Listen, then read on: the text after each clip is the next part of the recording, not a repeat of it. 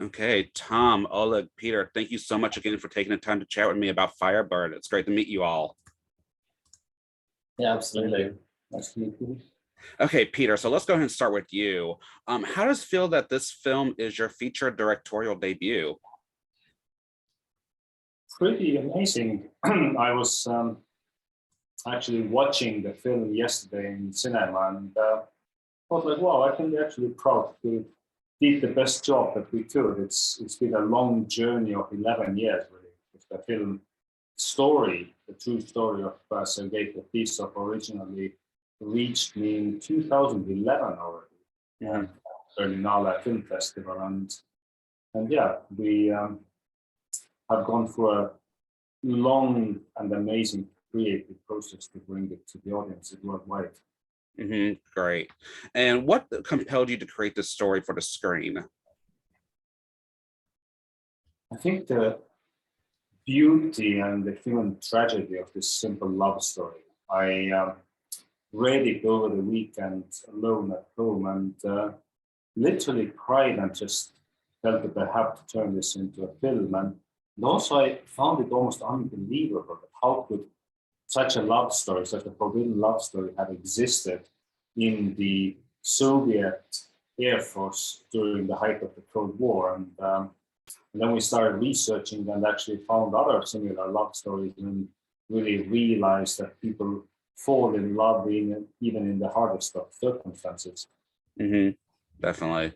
And Tom, you co-wrote, co-produced, supervised music, and star in the film. How did you get involved, and how challenging was it to wear all these different hats? Um, well, I was approached to play the lead in the film, and that was in December 2014. And Peter and I were actually introduced through a film financer and a producer. And she had actually just read Peter's first draft of the script. And she thought, I'd be like appropriate to play like lead in the film. She introduced us. And then Peter and I actually shot two scenes as a proof of concept and to help raise the rest of the financing of the film in July 2015. And yeah, I just made some like subtle like suggestions on a little bit of like dialogue tweaks here and there just for the two scenes. And then Peter graciously took that feedback. And then after that shoot, we sat down for about 2.5 weeks and sort of discussed like the different sort of places where I felt that the script could be like improved, or we could broaden the story or open it to a wider audience or make it a little bit more like of an action thriller in places. And again, Peter was very gracious, took that feedback, and then 2.5 years later, we finished writing together. And that was not obviously all full time. Like we were sort of doing various other projects too, but we went to Russia and we met the real Sergei there and got to know him. And it took us on an extraordinary journey to then go and find the rest of the finances for the film. And it's quite a lot to be switching hats because, again, like I was pricked for the lead, and then writing kind of crept in, and then producing kind of crept in, and then we were in the post-production of the film, the edit, and I was just sat in a little bit of the edit, and our editor actually said, "Can you just find some temp music for one or two places in the film?" And I walked away and just sort of listened to some music and came back and suggested something. He was like, "Oh, this is actually really good." So then I accidentally became a music supervisor. And then Peter and I and our amazing composer, Christoph, then created the music actually in Poland. And then that's kind of really how I ended up kind of going through the circuit. Awesome. Yeah, and you met the real Sergei, like you said, and this is based off of his memoir, The Story of Roman. How did that influence the way you approached the character and the project? I actually took quite a long time before reading the original story. So I actually started working on the scripts deliberately not too influenced by the story from what Peter had already adapted. And then we felt it was kind of like enough progress had been made that I then read the original story, and then we took that trip to Russia. And I think really that was invaluable to the whole process. Meeting him in person, it wasn't even for me even necessarily what he said, but who he was. and how he showed up in the world. And he really, wore his heart on his sleeve. He was a really positive, upbeat, and very sort of like courageous person, particularly even living in Russia at the time that he did. And that really influenced how we sculpted the character of Sergei. And then also we then made some creative decisions about what we wanted to change from the original story too. Things a bit like we wanted to choose the character of Louisa. We wanted to represent her in a much more sort of humanistic and more rounded way, because in the original story she's sort of portrayed a little bit formidable. We really wanted to give her as equal a voice as the two guys in the film. Okay, great, fantastic. Oleg, let's bring you into the conversation. What was being a part of this film like for you? You mean how I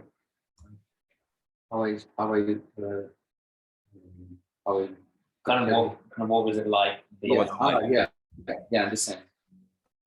It was nice because for me it was first this kind of like quality of level of quality project, like international project, because when I have dinner with Peter and in Moscow, and he tell me that he wants me to be the part of Firebird, I was confused a little because I don't know English, and I asked him what about language. He said it will be in English, but I say, but I don't know English, and he said, but we have a great teacher for you, Katin Charlton, and we all work with her, Jake, Diana, all guys, Casper, all the people who work in this dialect. Yeah, that's back to my story. So and I understand that how he prepared for this. I understand that I want to be the part of this such a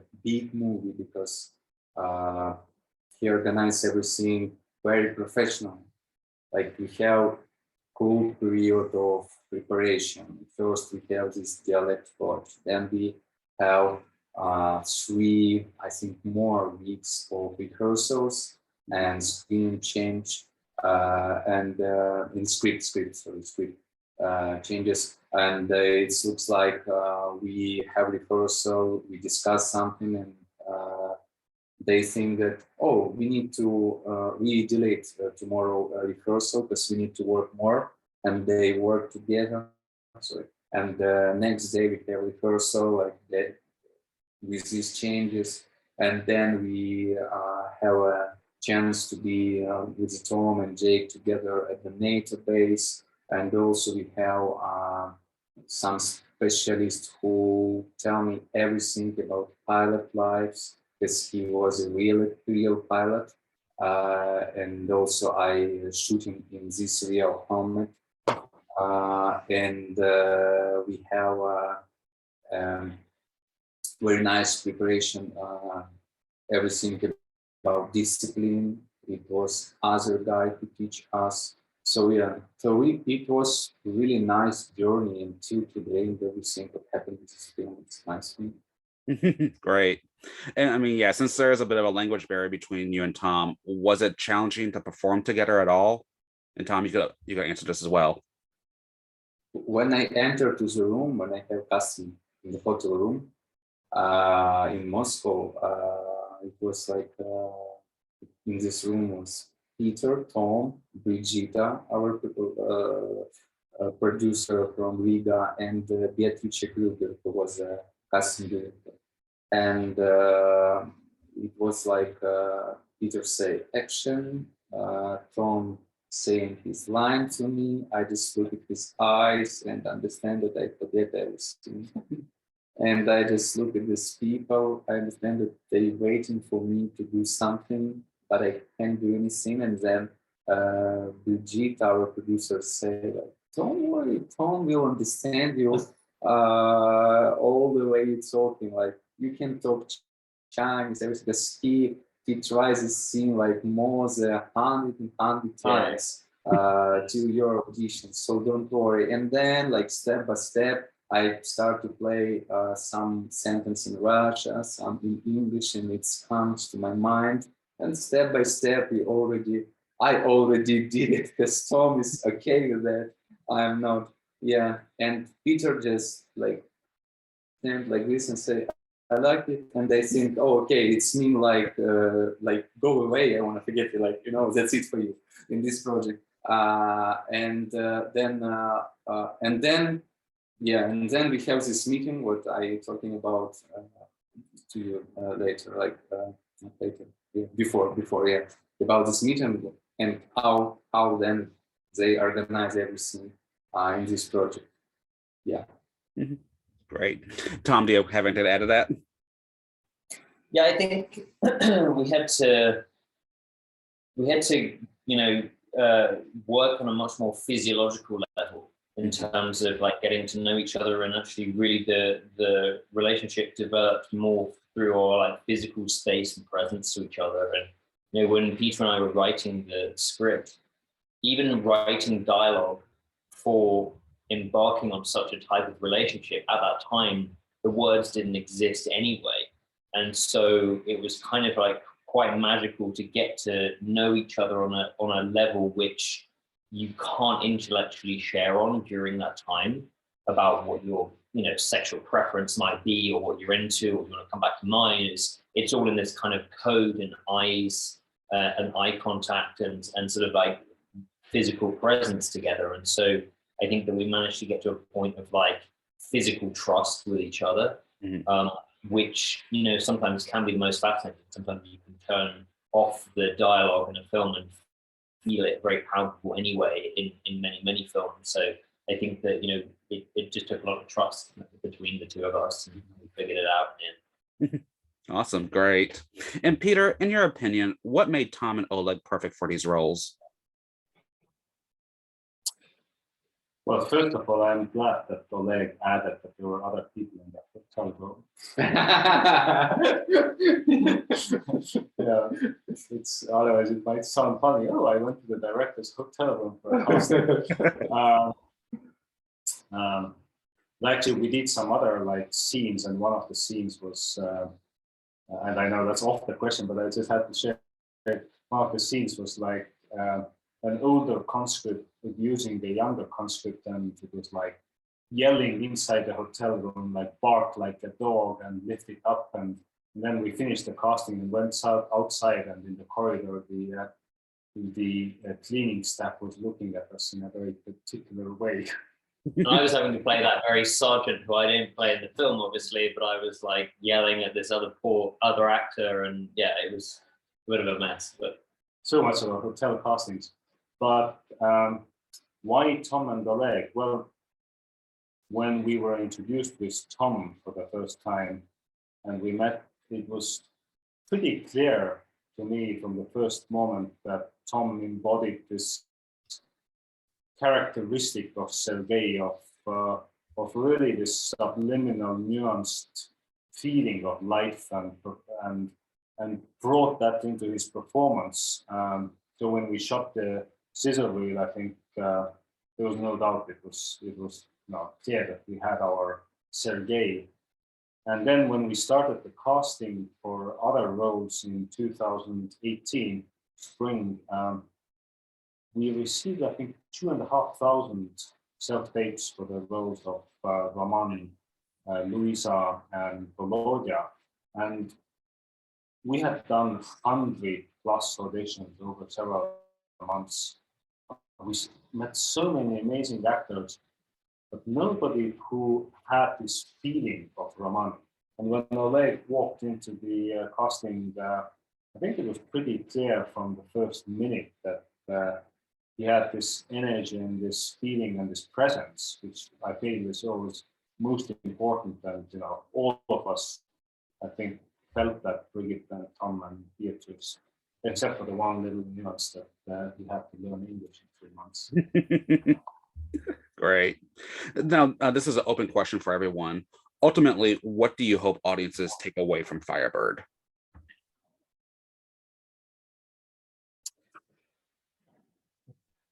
For me, the most important thing is if we manage to change some people's opinion about the lives of others.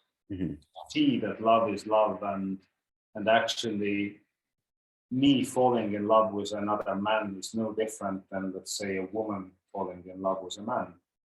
But what I've actually discovered, and we were just on our way to the Berlin premiere in a car, and I received a message on social media, which was actually amazing, from a Ukrainian fan of the film, who said that he just watched the film and it made him accept his own identity and to realize that he should not push away another person he has feelings towards. And I think that's the most amazing thing, even if you can influence one person's perception of life. Mm-hmm. Yeah, we made a very clear intention when we were writing it, and also how we decided to make it, in that we wanted to show love between two people, and to not make it so explicit that it feels like it has to just be, men, or there's the quality of love which we wanted to bring in, and so like it even informed how we decided to shoot the intimate scenes in the film, and really it being about kind of almost like two people, two souls coming together, and really kind of like as much as possible keeping it as open as possible, so that people understand that what is this feeling that binds us, no matter what we are, no matter what we're into or what orientation we are. It's a quality, it's a feeling, and that's really what we try to capture in film. Yeah, it's film for everyone. It's not like only for LGBT people, because we made this story about love. Tom is saying, like, it's mean, because love today, it's unusual situation. Mm-hmm. Like it's to like не очень часто. It's not very often you can meet love in real life. So yeah, at first we made it about it. For me, it's about freedom. It's about fighting. Also, look what happened today in my country. Like for me, it's this film absolutely the same with that situation. Roman and Sergei, they fighting and they try to be themselves, Mm-hmm. Live their lives. As the same, we Ukrainian want to be in Ukraine, we want to be Ukrainian. They want to be together. They want to feel love to each other. Yeah. Like they don't follow these rules of this bad system. This film based on true story. It was happened in the Soviet Union. And today in Russia, people still don't have opportunity to be themselves. Mm-hmm. So we hope that this film will focus all the world for some problems what we have till today. It's not only about Ukraine, about Russia. We have also in Iraq, in Muslim world. So, like, I would like people watch it and change something in the system. Mm-hmm. Great, fantastic. So what's next for the film? Well, we've been at 56 festivals soon after this weekend around the world. We've opened theatrically in hundreds of cinemas around the world: UK, US, Germany, Austria, Switzerland, Australia, and now we are going to homes. So from June, we will have the film available at all major platforms in North America, so people can finally rent and buy it at home. So I think our promotional tour lasts till about end of June, to really bring more awareness and help more people discover this true story, and then take a little summer vacation and see which story resonates next for me. Perfect. All right. Well, Peter, are you on social media? Yes. Okay. What's your handles? It's Peter with two E's, so it's Peeter, D Fox, Peter the Fox, with two E's. Okay. Tom? Yeah, I'm Tom Prior the second. And Oleg? This spelled in words, not in letters. Okay. And Oleg, are you on social media as well? Yeah, Zagorodnii, Oleg. It's to all. But we Perfect. can email that as well, so that Yeah. we have like the exact spellings. That'd be very helpful. Well, before we wrap up, are there any other upcoming projects or anything else you guys would like to mention or plug at this time? I think one thing which I would really love to mention is that when we met with Sergei, he had only one wish: make this film about love, not politics. Mm-hmm. I think that's what we really try to do our best at, and I really appreciate what Oleg said, that this film was made for the LGBTI community, but with the intention that it would be accessible by everybody. Because the biggest change we can really create if the wider audiences actually see it and are able to see another point of view in life. But never ever did we expect that this film would be so politically relevant when it comes out. And you know, as The Guardian recently said, that the film that Putin doesn't want the world to see, as our Moscow festival screening was pretty much banned and Really? just screened to an empty audience. So there's still a lot of work to be done, and thank you for bringing awareness to the film and to the issues. Of course, definitely. All right, fantastic.